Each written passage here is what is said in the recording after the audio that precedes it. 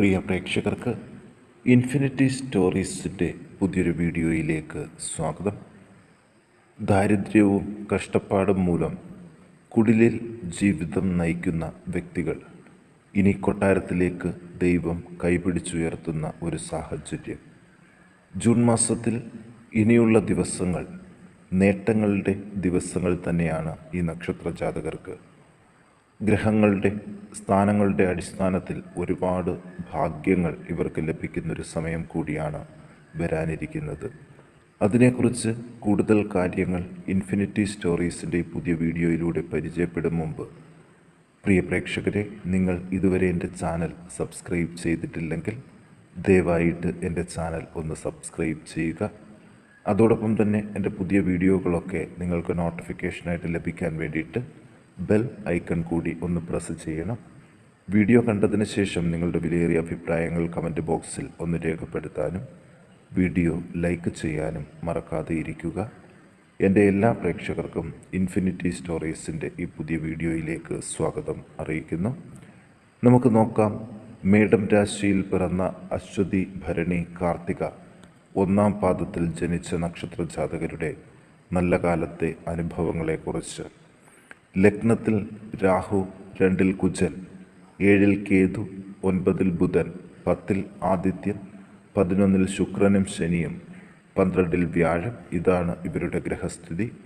ഈ ഗ്രഹസ്ഥിതിയുടെ അടിസ്ഥാനത്തിൽ ഒരുപാട് നന്മകൾ ലഭിക്കുന്നൊരു ഫലമാണ് കാണുന്നത്. തൊഴിൽ രംഗത്ത് ഉത്കൃഷ്ട സ്ഥാനമാനങ്ങൾ ലഭിക്കാനും എല്ലായിടത്തും പേരും പ്രശസ്തിയും ലഭിക്കാനും സാധ്യതകളുണ്ട്. കാര്യതടസ്സങ്ങളൊക്കെ മാറി കാര്യസാധ്യങ്ങളും അഭീഷ്ടസിദ്ധി യോഗവും ഇവർക്ക് വരികയാണ്.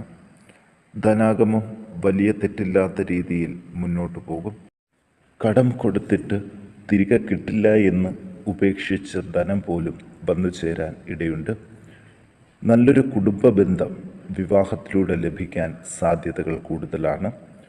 മാതാപിതാക്കളെ വിഷമിപ്പിച്ചുകൊണ്ട് പ്രേമബന്ധത്തിൽ ഏർപ്പെടുന്ന മക്കൾക്ക് കുറച്ച് കഷ്ടപ്പാടുകൾ വരാനുള്ള സാധ്യതകളും ഈ കാലഘട്ടത്തിൽ കൂടുതലാണ്. സന്താനങ്ങൾ തെറ്റിലേക്ക് പോകാനും ജീവിതം നഷ്ടപ്പെടാതിരിക്കാനും മാതാപിതാക്കൾ ഒന്ന് ശ്രദ്ധ കൂടുതലായിട്ടെടുക്കണം. അതുപോലെ തന്നെ മനസ്സിൻ്റെ ആദി കുറഞ്ഞു തുടങ്ങും. ശത്രുക്കൾ ശക്തി പ്രാപിക്കുമെങ്കിലും വലിയ ഉപദ്രവങ്ങൾ ഈ കാലഘട്ടത്തിൽ ഉണ്ടാകില്ല. നല്ല വാക്കുകൾ കൊണ്ട് എല്ലാവരെയും പ്രീതിപ്പെടുത്താൻ സാധിക്കും. പൊതുവെ എല്ലാവിധ സുഖ അനുഭവങ്ങളും കൂടുതലായിട്ട് അനുഭവപ്പെടും. ചില കഠിനമായ ദുഃഖ അനുഭവങ്ങളിലൂടെ കടന്നു പോകേണ്ട സാഹചര്യങ്ങളും കാണുന്നുണ്ട്. ബന്ധുജനങ്ങളുടെ സഹായം ലഭിക്കും. തീർത്ഥയാത്രകൾ നടത്താൻ പറ്റിയ സമയമാണ്. പ്രതാപം വർദ്ധിക്കും. വിദ്യാഭ്യാസത്തിലുള്ള തടസ്സങ്ങൾ മാറിവരും. തൊഴിൽ രംഗം മെച്ചപ്പെടും. അർശസ്, മൂത്രാശയബന്ധിയായ അസുഖങ്ങൾ ഇവ ശ്രദ്ധിക്കണം. ദോഷപരിഹാരങ്ങൾക്ക് ഭഗവതിക്ക് ഭാഗ്യസൂക്തം, പുഷ്പാഞ്ജലി, നെയ്വിളക്ക് ഇവ കഴിപ്പിച്ച് പ്രാർത്ഥിക്കാൻ ഒന്ന് ശ്രദ്ധിക്കുക. ഇനി നമുക്ക് നോക്കാം, ഇടവക്കൂറിലെ കാർത്തിക നക്ഷത്ര ജാതകർ 2, 3, 4 പാദങ്ങൾ, രോഹിണി, മകയിരം 1, 2 പാദത്തിൽ ജനിച്ച നക്ഷത്ര ജാതകരെക്കുറിച്ച്. ഈ കൂറുകാർക്ക് ലഗ്നത്തിൽ കുജൻ, 6-ൽ കേതു, അഷ്ടമത്തിൽ ബുധൻ, 9-ൽ ആദിത്യൻ, 10-ൽ ശുക്രൻ ശനിയും, 11-ൽ വ്യാഴവും, 12-ൽ രാഹുവും ആണ് ഗ്രഹനില. പലവിധ ആപത്തുകളും ഇവരിൽ നിന്ന് വിട്ടൊഴിയും. വീട്ടിൽ സമാധാന അന്തരീക്ഷം വർദ്ധിക്കും. ചഞ്ചലമനസ്കരാകാതിരിക്കുക. ശയനസൗഖ്യം ലഭിക്കും. ആഗ്രഹങ്ങൾ സഫലമാക്കാൻ തടസ്സങ്ങൾ ഉണ്ടാകില്ല. ശരീരത്തിൽ മുറിവ്, ചതവ്, ഒടിവ് ഇവയിൽ നിന്നൊരു മോചനം ലഭിക്കും. വാദബന്ധിയായ അസുഖങ്ങൾ കുറഞ്ഞു തുടങ്ങും. സ്ഥാനമാനങ്ങൾ, ആദരവ് ഇവ ലഭിക്കും. നീചജനങ്ങളാൽ അപമാനിക്കപ്പെടാൻ ഇടയുണ്ട്. യശസ്സിനും ധനത്തിനും ക്ഷയം വരുന്ന രീതിയിൽ പ്രവർത്തിക്കാതിരിക്കുക. അലച്ചിലുകൾ കുറഞ്ഞു തുടങ്ങും. വിദ്യാഭ്യാസത്തിലുള്ള തടസ്സങ്ങൾ മാറും. തൊഴിൽപരമായി ഉന്നതിയിൽ എത്തും. കച്ചവടങ്ങൾ മെച്ചപ്പെടും. പാപവിചാരങ്ങൾ കുറഞ്ഞു തുടങ്ങും. ചിലവുകളും നിയന്ത്രണ വിധേയമായിരിക്കും. നാൽക്കാലികളെ വാങ്ങാനും വിൽക്കാനും നല്ല സമയമാണ്. വിദേശത്ത് ജോലി തേടാൻ ഈ സമയം ഉപയോഗിക്കാം. വിവാഹ ആലോചനകൾ ഫലവത്താകും. ദോഷപരിഹാരങ്ങൾക്ക് ശിവന് ധാര, കൂവളമാല ഈ വഴിപാടുകൾ കഴിപ്പിച്ച് പ്രാർത്ഥിക്കാൻ പ്രത്യേകം ശ്രദ്ധിക്കണം. ഇനി മിഥുനക്കൂറിൽ മകയിരം 3-4 പാദങ്ങൾ, തിരുവാതിര പുണർദം 1-2-3 പാദത്തിൽ ജനിച്ച നക്ഷത്ര ജാതകരെക്കുറിച്ച് നോക്കാം. 5-ൽ കേതു, 7-ൽ ബുധൻ, അഷ്ടമത്തിൽ ആദിത്യൻ, 9-ൽ ശുക്രൻ ശനി, 10-ൽ വ്യാഴം, 11-ൽ രാഹു, 12-ൽ കുജനും ആണ് ഗ്രഹനില. ഗവൺമെൻറ്റുമായിട്ടുള്ള ഇടപാടുകളിൽ പരാജയം ഉണ്ടാകും. ധനനഷ്ടങ്ങൾ, പല പ്രകാരേണയുള്ള അനർത്ഥങ്ങൾ, മനസ്സിന് അസ്വസ്ഥത ഇവയുണ്ടാക്കും. അപ്രതീക്ഷിതമായ ധനാഗമം ഉണ്ടാകുമെങ്കിലും ചിലവുകൾ കൂടുതലാകും. ആഭരണങ്ങൾ വാങ്ങാൻ അവസരങ്ങളുണ്ട്. മനസ്സന്തോഷം കിട്ടുന്ന ചില കാര്യങ്ങൾ ഉണ്ടാകും. സ്ഥാനചലനങ്ങൾക്ക് ഇടയുണ്ട്. ഉദ്യോഗസ്ഥർക്ക് ആജ്ഞാശക്തിയുടെ കാര്യങ്ങൾ നിർവഹിക്കാനാകും. സ്വയം തൊഴിലുകാർക്ക് ക്ലേശങ്ങൾ കുറഞ്ഞു തുടങ്ങും. ധനകാര്യങ്ങളിൽ ബന്ധപ്പെട്ട് പ്രവർത്തിക്കാനാകും. ബന്ധുജനങ്ങളുമായി കലഹിക്കേണ്ടതായിട്ട് വരും. ബന്ധനാവസ്ഥയിൽ നിന്ന് മോചനം പ്രതീക്ഷിക്കാം. ഇവയ്ക്ക് യുക്തമായ ഔഷധ സേവ നടത്തണം. അകന്നു കഴിയുന്ന ബന്ധുക്കളും സുഹൃത്തുക്കളും സൗഹൃദം പുനഃസ്ഥാപിക്കും. പാപവിചാരം കൂടുതലാകും. നിർബന്ധ ബുദ്ധി കൂടുതലാകും. അപസ്മാര പീഡയുള്ളവർ ശ്രദ്ധിക്കണം. ദോഷപരിഹാരങ്ങൾക്ക് വിഷ്ണു ക്ഷേത്രത്തിൽ പാൽപായസം, കദളിപ്പഴ നിവേദ്യം ഇവ നടത്തി പ്രാർത്ഥിക്കാൻ പ്രത്യേകം ശ്രദ്ധിക്കുക. ഇനി നമുക്ക് ചിങ്ങക്കൂറിലെ മകം, പൂരം, ഉത്രം 1-ാം പാദത്തിൽ ജനിച്ചവരെ കുറിച്ച് നോക്കാം. രോഗാരിഷ്ഠിതകൾക്ക് കുറവ് വരും.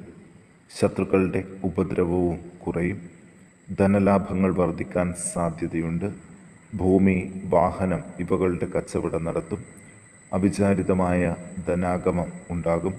ഭാര്യയോടും ഭർത്താവിനോടും സന്താനങ്ങളോടും കലഹങ്ങൾ ഉണ്ടാകാൻ സാധ്യതയുണ്ട്.